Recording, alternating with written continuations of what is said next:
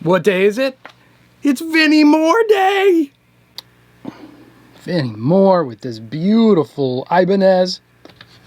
Let's dig in here. This one's guaranteed to. Whoop, yep.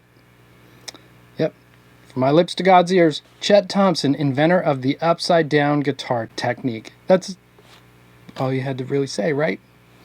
The end. The upside down guitar technique. Good Lord. Oh boy.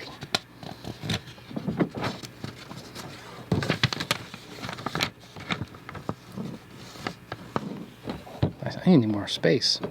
Not enough space. All right.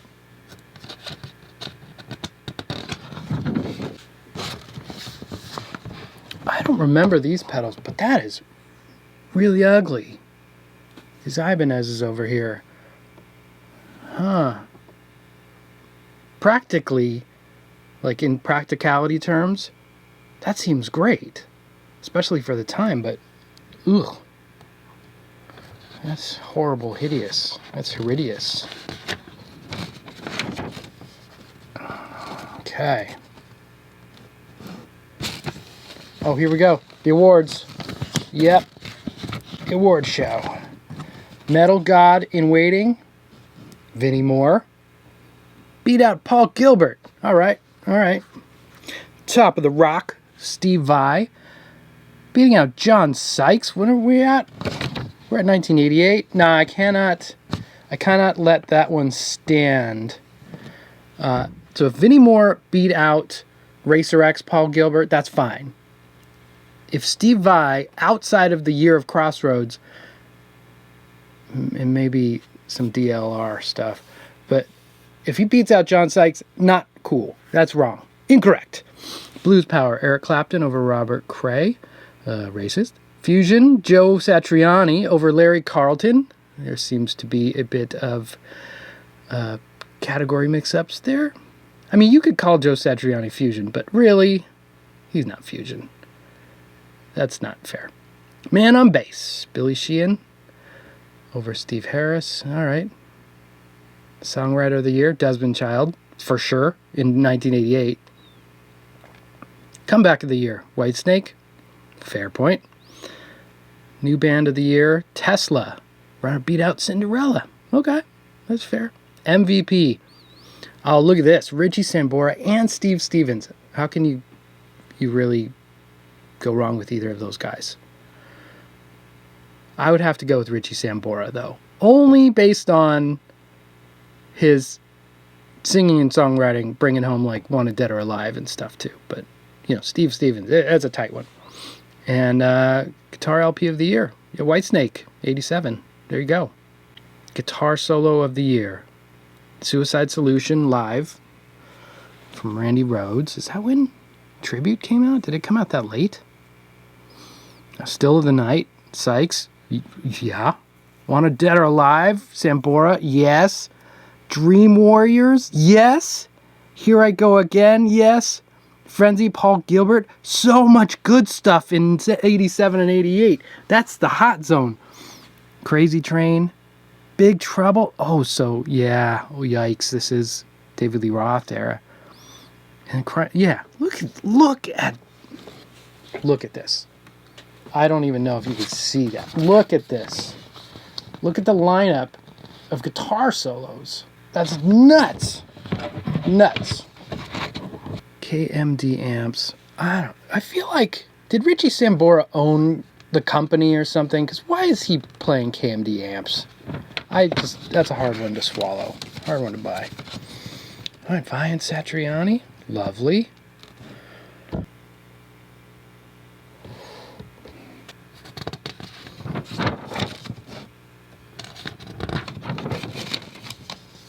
Boys from Tesla.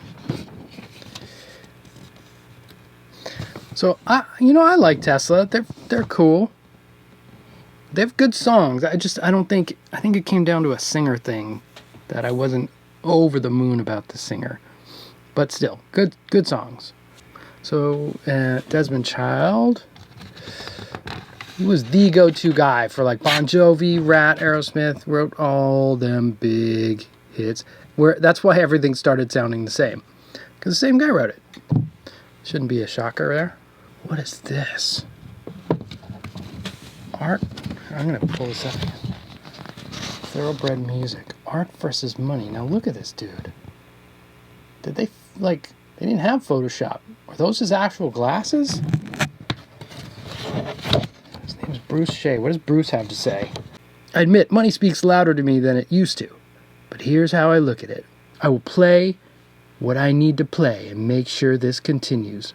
I have no regrets. So is he saying, I will hoe myself out and I will do it because that's what needs to get done? I think that's what he's saying. Oh, they're just having a commentary on art versus money. Really weird. That is a weird thing. Oh, they're still on Desmond Child. With Aerosmith, they had the music and the idea, and it was originally called Dude Looks Like a Lady. But for some reason, they thought people would find it too risque. So they changed it to Cruisin' for the Ladies. When they told me it used to be called Dude Looks Like a Lady, I said, what? That's a smash title. I remember, I think that, aside from Walk This Way, was the first Aerosmith song I heard. And I remember being in grade school, putting up the flag, because I was sergeant at arms in the student council, and telling my buddy, like, dude, there's this band, and it's called Aerosmith, and they have a song, and it's called Dude Looks Like a Lady, and it's hilarious, and it's awesome. Billy Sheehan, rocking it out. Why weren't you a more integral part of the songs on Skyscraper? Ooh, this is interesting. My vision remained pretty much the same as to what the bass should be and the band should be, but Dave's vision changed, and there wasn't much demanded of me anymore as a player. He just basically said Dave's idea of what the band should be changed.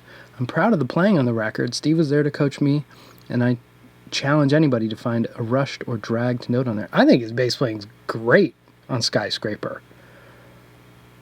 I don't have any problem with that, and I think he has kind of good tone on that too. They sort of pulled out that, did you know when you were making the record you would be gone? I had a funny feeling it wasn't going to last much longer. I always thought Billy quit. I knew that Dave wasn't the kind of... I knew that Dave knew that wasn't the kind of player I am. It was a question of how far we can put Billy in the corner before he drops out. I was willing to make the change, but I don't know if I could have stuck with it. Oh, you know, it all worked out, because I am sure glad we have Mr. Big. What was Steve's reaction to you leaving? I think Steve knew about my needs for freedom as an artist, and as a result, he was happy for me in that sense. You know, after Steve Vai left, there was a quote from David Lee Roth that he said, Steve Vai's music is like going to the dentist. And I was so offended. I was like, how dare you? But now, I get it. It can be a little wild. So after he left David Lee Roth, he did a ton of shrapnel recordings, like Greg Howe, and he just kept showing up on these shredder albums. And then maybe he just shredded himself out, and that's when he did Mr. Big, which still has plenty of shredding, but whatever. What are we looking at in here for the tabs this month? Here I go again. Always great. Dream Warriors by George Lynch. Yeah, Dream Warriors. And Daydream by Vinnie Moore. Oh, this is some good stuff, guys. Yeah.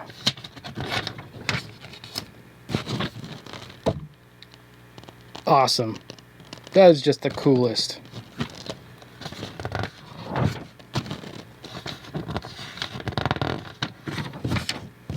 Whoa, hey. No. That is way up the thigh. Yikes. Whew. That's a bit much. Let's get out of here, guys. Okay. Is that it? Oh, he's continued on 121. We'll poke in there. I just can't stick around for that long. I feel like I'm inside his pants. Adrian Vandenberg, the best video guitarist of all time. Actually, he's pretty awesome. Pretty awesome. Do you consider yourself a metal god? He's actually super humble. Like the interviews, he's like really seems like he's just really in the art. Literally, he's a painter and like he's just in it for the music's sake. One of my favorite solos so far on this tour is Crying in the Rain. It's a little longer and more chords involved. I can try to be melodic and there's more time in it. If I have a really short solo like Here I Go Again, I always go for the melody instead of speed. I mean, that's a perfect solo. His solo on Here I Go Again is mwah. Absolutely. If that's the only thing he ever did in his life, he gets metal god status. I have some of his solo stuff. It's like the earlier stuff, like they're talking about Alibi. It's okay, I suppose. It's kind of like you keep waiting for something really amazing to happen and it doesn't quite ever get there. That's a Fernandez? Wait a minute. This guitar is a Fernandez. I never realized that. Holy crapoli. That was before he went to PV. But heck, man. Good on you, Fernandez. I said they started opening on that tour for Motley Crue. That would have been dope to see. When we were playing with Crue, every now and then we had a short sound check. You wouldn't have time to play a song or set the balance. I like to get my equipment together because I'm not very happy with my sound at the moment. I like to sit down and sort out my sound. I brought my own Marshall gear with me from Holland. I started modifying them with a friend of mine who's really technical. I'm relying a lot on 3 different modified Marshall amps, and I thought they would be better, but they didn't sound as good as here as they do in Europe because of the voltage. At the moment I'm working with PV to get an amp sound to sound the way I like. Oh, they never ended up doing like a Vandenberg amp. What did he use PV? I think I had heard he just used Marshalls the whole way out. And then when Vi came along, he used Soldano, and I believe Vandenberg used a Soldano too. Have you added any new guitars to the lineup? I used to be a Les Paul player, and I designed this guitar for Fernandez that I've been playing a lot. A couple of ESPs. I'm getting together with PV to design a guitar. Yeah, you are. That guitar is cool. When I practice, I use one of those Washburn mini guitars. Why? What do you have planned for the next Whitesnake LP? Well, he writes a bunch of songs. The record company doesn't like it. They fake an injury, and Steve Vai comes in and re-records everything. Probably the next album will be raunchier than people expect. Nope. It's actually studio slicker. We all have to prove ourselves. The gigs are getting better all the time, and everybody's getting adjusted to playing with the other guys. Whitesnake is a little crunchier than Vandenberg. Vandenberg was a little more mellow. Yeah, it is a bummer, though. They never got, like, that lineup never got an album. Even, like, there is the Monsters of Rock or one of those live albums, but it's kind of hard to listen to. It doesn't sound that great. Vinnie Moore. So much hair and leather. Yeah. I've always liked Vinnie. He's a little straight, like, in terms of swing and pocket. He's like, diggy diggy diggy diggy diggy diggy diggy diggy diggy diggy diggy diggy dig. He doesn't have, like, he definitely got there, you know, in the more modern times. But his first several albums are just super straight, like 16th note stuff, and it gets a little much for me, and maybe a little too much harmonizing going on in there too. Look, you're obviously a fan of guitar harmonies. Yeah, it goes a little nuts, you know. But he comes from that, like, Al Di Meola school, which is also very straight.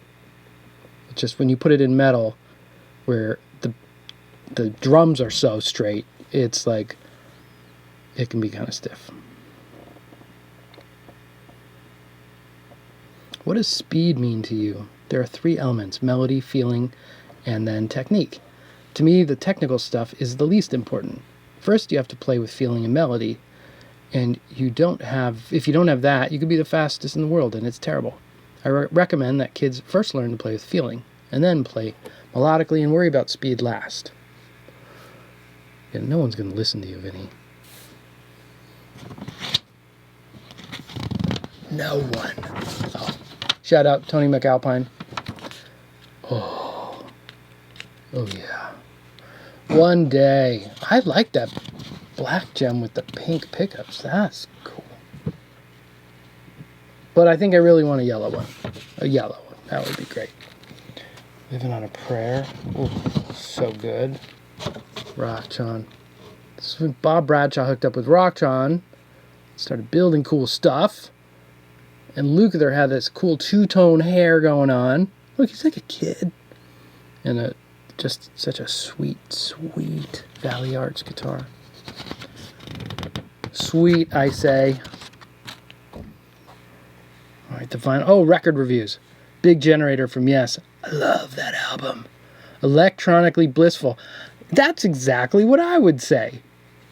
Eclectic electronic puzzles full of Trevor Rabin guitar. Yep. Shoot high, aim low. Oh, so sweet. It is so sweet. Surfing with the Alien. Stunning. Yeah. Make way, ye guitar heroes. Joe Satriani cometh. Whoa, can you believe that? The first time, maybe like hearing that. Sweet haircut. Or not cut, but super cool perm. Love it. Guild. Guild was just confused. They were just lost. Like, why are we making Kramers when we're Guild? All right, we're back to Vinnie Moore. Is the equipment on the album what you still use now? It's pretty much a turnaround, but still going for the same sound. On the album, I use a blue guitar with a basswood. I should know this. I'm going to say basswood body. And a rosewood scalloped fingerboard. Now I'm using an Ibanez guitar that's a prototype. It's a Strat-like guitar, but smaller. It's made of mahogany, which is normally really heavy, but it's a really light one. They have a special neck joint that makes the cutaway deeper, 22 frets. Yeah, not scalloped, using Dunlop 6105 high frets.